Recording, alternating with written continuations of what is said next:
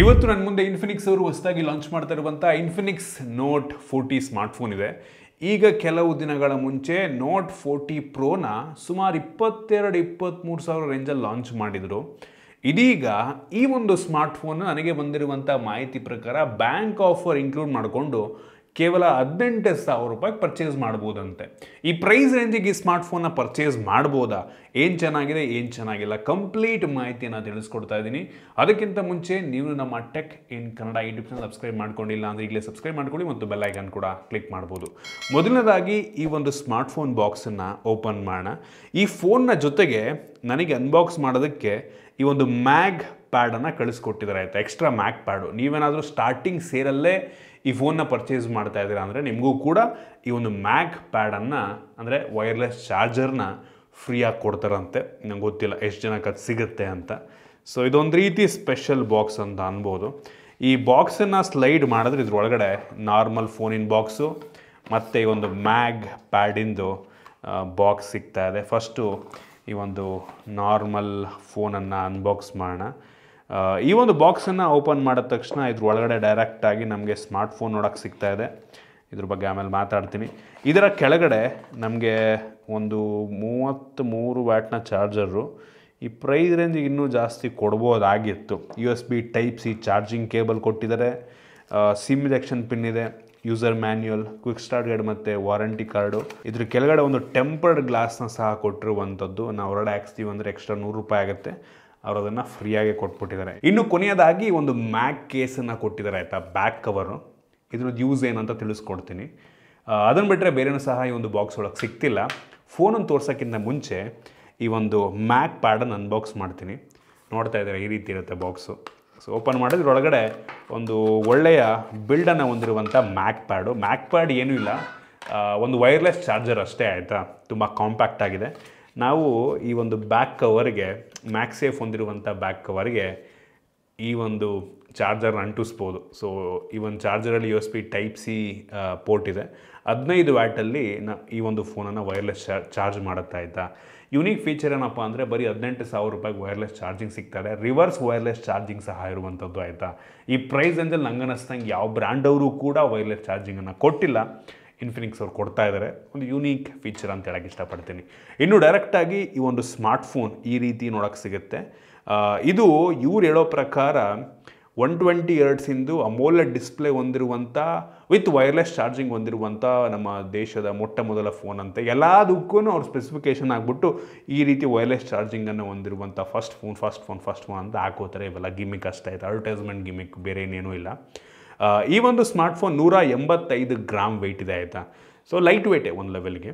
7.91 mm ಥಿಕ್ನೆಸ್ಸನ್ನು ಸಹ ಹೊಂದಿರುವಂಥದ್ದು. ಒಂದು ಲೆವೆಲ್ಗೆ ತಿನ್ ಅಂತಲೇ ಹೇಳೋಕ್ಕೆ ಇಷ್ಟಪಡ್ತೀನಿ. ಫ್ರಂಟಲ್ಲಿ ನೋಡ್ತಾ ಇದ್ದೀರಾ ಒಂದು ಸಣ್ಣ ಪಂಚೋಲ್ ಕ್ಯಾಮ್ರಾ ಇದೆ. ಬೆಸಲ್ ಟಾಪು ಬಾಟಮು ಆ ಕಡೆ ಈ ಕಡೆ ಎಲ್ಲ ಕಡೆನೂ ಸ್ವಲ್ಪ ಜಾಸ್ತಿನೇ ಇದೆ ಕಂಪ್ಯಾರಿಟಿವ್ಲಿ. ಇನ್ನೂ ತಿನ್ನಾಗಿರುವಂಥ ಬೆಸಲ್ ಹೊಂದಿರುವಂಥ ಫೋನ್ಗಳು ಸಿಗುತ್ತೆ. ಮತ್ತು ಫ್ರಂಟಲ್ಲೂ ಕೂಡ ಡ್ಯುಯಲ್ LED ಫ್ಲ್ಯಾಶ್ ಕೊಟ್ಟಿದ್ದಾರೆ ಈ ಫೋನಲ್ಲಿ. ಇನ್ನೊಂದು ಯೂನೀಕ್ ಫೀಚರ್ ಅನ್ನಿಸ್ತು ನನಗೆ. ಇನ್ ಡಿಸ್ಪ್ಲೇ ಫಿಂಗರ್ ಪ್ರಿಂಟ್ ಸೆನ್ಸರ್ ಇದೆ ಫ್ರಂಟಲ್ಲೇ. ಸೊ ಫ್ರಂಟಿಂದ ಪರವಾಗಿಲ್ಲ, ಒಂದು ಲೆವೆಲಿಗೆ ಚೆನ್ನಾಗಿ ಕಾಣುತ್ತೆ. ಇನ್ನೂ ಬೆಸಲ್ ಕಡಿಮೆ ಆಗ್ಬೋದಾಗಿತ್ತು. ಹಿಂದಕ್ಕೆ ಬಂತು ಅಂದರೆ ನೋಡೋದಕ್ಕೆ ಇದು ಗ್ಲಾಸ್ ರೀತಿ ಕಂಡ್ರೂ ಸಹ ಇದೊಂದು ಪ್ಲಾಸ್ಟಿಕ್ ಬ್ಯಾಕು. ಒಟ್ಟಿಗೆ ಮ್ಯಾಟ್ ಫಿನಿಶ್ ಇರೋದ್ರಿಂದ ಸ್ಮಡ್ಜಸ್ ಆಗಲ್ಲ, ಲುಕ್ಕು ಒಂದು ಲೆವೆಲಿಗೆ ಚೆನ್ನಾಗಿ ಕಾಣುತ್ತೆ. ಹಿಂದ್ಗಡೆ ಟ್ರಿಪಲ್ ಕ್ಯಾಮ್ರಾ ಇದೆ ಮತ್ತು ಕ್ವಾಡ್ LED ಫ್ಲ್ಯಾಶು ಮತ್ತು ಇದು RGB ರೀತಿಯಲ್ಲೂ ಕೂಡ ಕೆಲಸವನ್ನು ಮಾಡುತ್ತೆ. ಸೊ ನೋಡ್ತಾ ಇದ್ದಾರೆ, ತುಂಬ ಯುನೀಕ್ ಆಗಿದೆ ಕಲರ್ ಆಯಿತಾ. ಈ ಫೋನಲ್ಲಿ ಪ್ಲಾಸ್ಟಿಕ್ ಫ್ರೇಮ್ ನಮಗೆ ಸಿಗ್ತಾ ಇರುವಂಥದ್ದು. USB Type-C ಪೋರ್ಟ್ ಇದೆ, ಹೆಡ್ಫೋನ್ ಜಾಕ್ ಕೊಟ್ಟಿಲ್ಲ ಮತ್ತು ಡೆಡಿಕೇಟೆಡ್ SD ಕಾರ್ಡ್ ಸ್ಲಾಟ್ ಕೊಟ್ಟಿದ್ದಾರೆ. ಒಂದು ಒಳ್ಳೆ ವಿಷಯ. ನಮಗೆ IR ಬ್ಲಾಸ್ಟರ್ ಕೂಡ ಸಿಗ್ತಾ ಇದೆ ಮತ್ತು ಮೇಲ್ಗಡೆ ಸೌಂಡ್ ಬೈ JBL ಅಂತ ಕೂಡ ಹಾಕಿದ್ದಾರೆ, JBL ಸ್ಪೀಕರ್ಸ್ ಒಟ್ಟಿಗೆ. ಈ phone IP53 splash proof dust resistant ರೇಟಿಂಗನ್ನು ಸಹ ಹೊಂದಿರುವಂಥದ್ದು. ಒಂದು ಒಳ್ಳೆ ವಿಷಯ ಅಂತ ಹೇಳಕ್ಕೆ ಇಷ್ಟಪಡ್ತೀನಿ. ಈ ಫೋನ್ 2 ಕಲರಲ್ಲಿ ಲಾಂಚ್ ಆಗ್ತಿದೆ. ಒಂದು ಈ ಕಲರು, ಸೊ ಇದಕ್ಕೆ ಅಬ್ಸಿಡಿಯನ್ ಬ್ಲ್ಯಾಕ್ ಅಂತ ಕರೀತಾರೆ. ಇನ್ನೊಂದು ಟೈಟಾನ್ ಗೋಲ್ಡ್ ಅಂತ ಇನ್ನೊಂದು ಕಲರಲ್ಲಿ ಲಾಂಚ್ ಆಗ್ತದೆ. ಮೋಸ್ಟ್ಲಿ ಆ ಒಂದು ಟೈಟಾನ್ ಗೋಲ್ಡ್ ಕಲರ್ ಇನ್ನೂ ಚೆನ್ನಾಗಿದೆ ಅಂತ ಕಾಣುತ್ತೆ ಆಯಿತಾ, ಗೋಲ್ಡನ್ ಕಲರ್ ಆಗಿರೋದ್ರಿಂದ. ಓವರಾಲ್ ಡಿಸೈನ್ ಮತ್ತು ಬಿಲ್ಡ್ ಕ್ವಾಲಿಟಿ ಓಕೆ ಅಂತೀನಿ ಆಯಿತಾ, ಪರವಾಗಿಲ್ಲ. ಗ್ಲಾಸ್ ಬ್ಯಾಕ್ ಕೊಟ್ಟಿದ್ರೆ ಇಂಪ್ರೆಸಿವ್ ಅಂತ ಅಂತಿದ್ದೆ. ಇನ್ನು ಈ ಫೋನ್ನ ಡಿಸ್ಪ್ಲೇ ಬಗ್ಗೆ ಮಾತನಾಡಬೇಕು ಅಂತ ಅಂದರೆ 6.78 ಇಂಚಿನ ಫುಲ್ HD+ ರೆಸೊಲ್ಯೂಷನ್ನ ಹೊಂದಿರುವಂಥ ಫ್ಲೆಕ್ಸಿಬಲ್ ಅಮೋಲೆಡ್ ಡಿಸ್ಪ್ಲೇ ಅಂತೆ. ಇದು LTPS ಡಿಸ್ಪ್ಲೇ ಆಯಿತಾ. 120 ಹರ್ಟ್ಸ್ನ ರಿಫ್ರೆಶ್ ರೇಟನ್ನು ಹೊಂದಿರುವಂಥ ಡಿಸ್ಪ್ಲೇ ಅವಶ್ಯಕತೆ ಇರೋ ಟೈಮಲ್ಲಿ 30 ಹರ್ಟ್ಸು 60 ಹರ್ಟ್ಸು 120 ಹರ್ಟ್ಸಲ್ಲಿ ರಿಫ್ರೆಶ್ ರೇಟನ್ನು ಚೇಂಜ್ ಮಾಡಿಕೊಡುತ್ತೆ. 10 ಬಿಟ್ ಡಿಸ್ಪ್ಲೇ 1 ಬಿಲಿಯನ್ ಕಲರ್ಸನ್ನು ಸಪೋರ್ಟ್ ಮಾಡುತ್ತೆ. ಡಿಸ್ಪ್ಲೇ ಹೆವಿ ಬ್ರೈಟಾಗಿ ಕೂಡ ಇದೆ, 1300 ನಿಟ್ಸ್ನ ಪೀಕ್ ಬ್ರೈಟ್ನೆಸ್ಸು. ಸೊ ಬಿಸಿಲಲ್ಲಿ ಹೋದರೂ ಕೂಡ ಒಂದು ಲೆವೆಲಿಗೆ ಬ್ರೈಟಾಗಿ ಕಾಣುತ್ತೆ. ಮತ್ತು PWM ಡಿಮ್ಮಿಂಗು 2160 ಹರ್ಟ್ಸ್ ಅಂತೆ. ಸೊ ನಮ್ಮ ಕಣ್ಣಿಗೆ ಸ್ವಲ್ಪ ಎಫೆಕ್ಟ್ ಮಾಡಲ್ಲ ಆಯಿತಾ. ಸೊ ಈ PWM ಡಿಮ್ಮಿಂಗ್ ಜಾಸ್ತಿ ಇದ್ದರೆ ನಮ್ಮ ಕಣ್ಣಿಗೆ ಎಫೆಕ್ಟ್ ಮಾಡಲ್ಲ. ಸೊ ಡಿಸ್ಪ್ಲೇ ಚೆನ್ನಾಗಿದೆ ಈ ಪ್ರೈಸ್ ರೇಂಜಿಗೆ, 18,000 ರೇಂಜಿಗೆ ಒಂದು ಒಳ್ಳೆ ಡಿಸ್ಪ್ಲೇ ಅಂತಲೇ ಅಂತೀನಿ. ಇನ್ನು ರ್ಯಾಮ್ ಮತ್ತು ಸ್ಟೋರೇಜಿಗೆ ಬಂತು ಅಂತ ಅಂದರೆ ಸದ್ಯಕ್ಕೆ ಈ ಒಂದು ಫೋನ್ ಒಂದೇ ಒಂದು ಸ್ಟೋರೇಜ್ ವೇರಿಯಂಟಲ್ಲಿ ಲಾಂಚ್ ಆಗ್ತಾಯಿದೆ. 8 GB ರ್ಯಾಮು, 256 GB ಸ್ಟೋರೇಜು. ಇದರಲ್ಲಿರುವಂಥ ರ್ಯಾಮ್ ಟೈಪ್ ಬಂದ್ಬಿಟ್ಟು LPDDR4X RAM, normal, UFS 2.2 storage.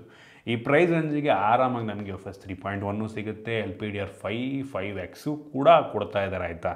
ಕೊಡ್ಬೋದಾಗಿತ್ತು, ಕೊಟ್ಟಿಲ್ಲ. ಸೊ ಇದೊಂದು ಸ್ವಲ್ಪ ಕಡಿಮೆ ಆಯಿತು ಅಂತ ನನ್ನ ಒಂದು ಅಭಿಪ್ರಾಯ.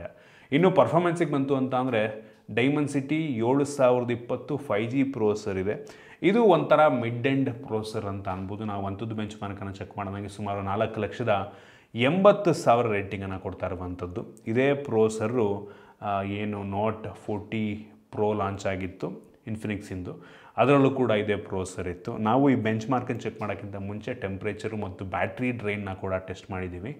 ಮೊದಲನೇದಾಗಿ ಬ್ಯಾಟ್ರಿ ಡ್ರೈನ್ ಬಂದ್ಬಿಟ್ಟು ಚೆಕ್ ಮಾಡೋಕ್ಕಿಂತ ಮುಂಚೆ 52% ಇತ್ತು, ಬೆಂಚ್ ಮಾರ್ಕ್ ಆದಮೇಲೆ 46% ಆಯಿತು. ಕ್ಲೋಸ್ ಟು 5ರಿಂದ 6% ಬ್ಯಾಟ್ರಿ ಡ್ರೈನ್ ಆಗಿದೆ, ನಾರ್ಮಲ್ ಅದು. ಇನ್ನು ಟೆಂಪ್ರೇಚರಿಗೆ ಬಂತು ಅಂತ ಅಂದರೆ ಇಂಪ್ರೆಸಿವ್ ಅನ್ನಿಸ್ತು. ಚೆಕ್ ಮಾಡೋಕ್ಕಿಂತ ಮುಂಚೆ 32 ಡಿಗ್ರಿ ಸೆಲ್ಸಿಯಸ್, ಚೆಕ್ ಮಾಡಾದಮೇಲೆ 39 ಡಿಗ್ರಿ ಸೆಲ್ಸಿಯಸ್. ಸೊ ಈ ಸ್ಮಾರ್ಟ್ಫೋನ್ ಅಷ್ಟೊಂದೇನು ಹೀಟ್ ಆಗಲ್ಲ. ಆಬ್ವಿಯಸ್ಲಿ ಪ್ರೊಸೆಸರ್ ಅಂತ ಪವರ್ಫುಲ್ ಆಗಿರುವಂಥ ಪ್ರೊಸೆಸರ್ ಏನೂ ಅಲ್ಲ, ಅದರಿಂದ ನನಗೆ ಅನ್ನಿಸ್ದಂಗೆ ಹೀಟ್ ಕೂಡ ಅಷ್ಟೊಂದು ಆಗಲ್ಲ, ಫೀಲ್ ಆಗಲ್ಲ ನಿಮಗೆ. ಹೆವಿ ಗೇಮ್ ಆಡ್ತಿರ್ಬೇಕಾದ್ರೆ ಲಾಂಗ್ ಟರ್ಮ್ ಬಿಸಿಲಲ್ಲಿ ಏನಾದರೂ ಗೇಮ್ ಆಡ್ತಾಯಿದ್ದೀರಾ, ಚಾರ್ಜ್ ಹಾಕೊಂಡು ಆಡ್ತಾಯಿದ್ದೀರಾ ಅಂದರೆ ಆ ಟೈಮಲ್ಲಿ ಕೆಲವೊಂದು ಸಲ ಬಿಸಿ ಫೀಲ್ ಆಗ್ಬೋದು. ಗೇಮಿಂಗ್ ಟೆಸ್ಟನ್ನು ಸಹ ಮಾಡೋದು BGMIನಲ್ಲಿ ಸ್ಮೂತ್ ಪ್ಲಸ್ ಅಲ್ಟ್ರಾ ಆಪ್ಷನ್ ಇದೆ, ಎಕ್ಸ್ಟ್ರೀಮ್ ಆಪ್ಷನ್ ಕೊಟ್ಟಿಲ್ಲ. ಸೊ ಗೇಮ್ ಪ್ಲೇ ಸುಮಾರಾಗಿರುತ್ತೆ ಮತ್ತು HD ಪ್ಲಸ್ ಹೈ ಸೆಟ್ಟಿಂಗ್ ಇದೆ. ಸೊ ನಿಮಗೆ ಕೆಲವೊಂದು ಕಡೆ ಈ ಎನಿಮೀಸ್ ಬಂದಾಗ ಸ್ವಲ್ಪ ಫ್ರೇಮ್ ಡ್ರಾಪ್ ಫೀಲ್ ಆಗಬಹುದು. ಇದು ಮಿಡ್ ಆ್ಯಂಡ್ ಫೋನ್ ಆಗಿರೋದ್ರಿಂದ ಜಾಸ್ತಿ ಎಕ್ಸ್ಪೆಕ್ಟೇಷನ್ ಇಟ್ಕೊಳ್ಳೋದಕ್ಕೆ ಹೋಗಬೇಡಿ. ಈ ಪ್ರೈಸ್ ರೇಂಜಿಗೆ ಒಂದು ಲೆವೆಲ್ಲಿಗೆ ಪವರ್ಫುಲ್ ಆಗಿರುವಂಥ ಪ್ರೊಸೆಸರ್. ಈ ಬೆಲೆಗೆ ನನಗೆ ಅನ್ನಿಸ್ದಂಗೆ ಇತ್ತೀಚೆಗೆ ಇನ್ನೂ ಪವರ್ಫುಲ್ ಆಗಿರುವಂಥ ಪ್ರೊಸೆಸರ್ಗಳು ಬರೋಕ್ಕೆ ಶುರುವಾಗಿದೆ. ಓಕೆ ಅಂತೀನಿ ಆಯಿತಾ. ಮಿಡ್ ಆ್ಯಂಡು 18,000ಕ್ಕೆ ಒಂದು ಸುಮಾರಾಗಿರುವಂಥ ಪ್ರೊಸೆಸರ್. ಇನ್ನು ಕ್ಯಾಮ್ರಾ ಬಗ್ಗೆ ಮಾತನಾಡಬೇಕು ಅಂತ ಅಂದರೆ ಈ ಫೋನಲ್ಲಿ ರೇರಲ್ಲಿ 3 ಕ್ಯಾಮ್ರಾ ಇದೆ ನಾಮಕಾವಸ್ಥೆ. ಮೈನ್ ಸೆನ್ಸಾರ್ ಬಂದ್ಬಿಟ್ಟು 108 ಮೆಗಾಪಿಕ್ಸೆಲ್ನ 1.75 ಅಪರ್ಚರ್ನ ಹೊಂದಿರುವಂಥ ಸೆನ್ಸಾರು. ಇದು ತೆಗೆಯುವಂಥ ಫೋಟೋ ಓಕೆ ಅಂತೀನಿ ಆಯಿತಾ.